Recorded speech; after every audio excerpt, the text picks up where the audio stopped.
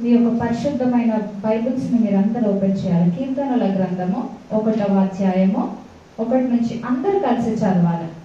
Open చేయి, మనం చదువుదాం వాక్యాన్ని.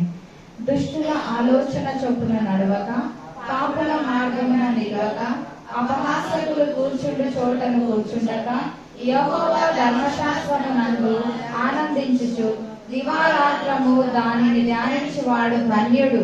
అతడు నీటి కాలువల యోరను నాటబడినదై ఆకు వాడక తన కాలమందు ఫలమిచ్చు చెట్టు వలె ఉండును.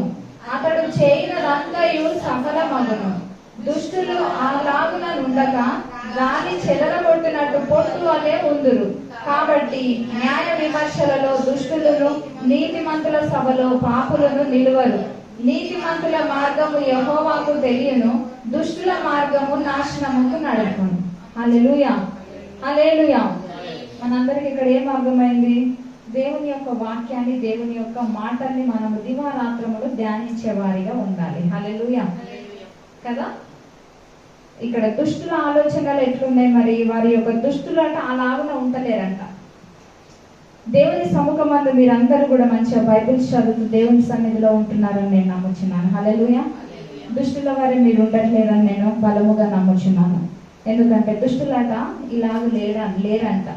వాళ్ళు ఎలా ఉన్నారంటే దివారాత్రములు వాళ్ళు ధ్యానించరు, ధర్మశాస్త్రం నందు వాళ్ళు ఆనందించరు. వాళ్ళకు వాక్యం అంటే ఆనందం ఉండదు కదా. వాక్యాన్ని చదవడం అన్నా, వాక్యాన్ని ధ్యానించడం అన్నా, వాక్యాన్ని గురించి డిస్కస్ చేయడం అన్న వాళ్ళకి ఏముండదు, ఇష్టం ఉండదు. ఎవరికి? దుష్టులకి. కానీ నీతిమంతులకైతే ఏముంటదంట? దేవుని గురించిన మాటలు, దేవుని గురించిన ఆలోచనలు, దేవునిలోనికి ఎవరిని ఎట్లా నడిపించాలి అని చెప్పేసి ఆ విధమైన ఆలోచనలు ఉంటాయంట. హల్లెలూయా.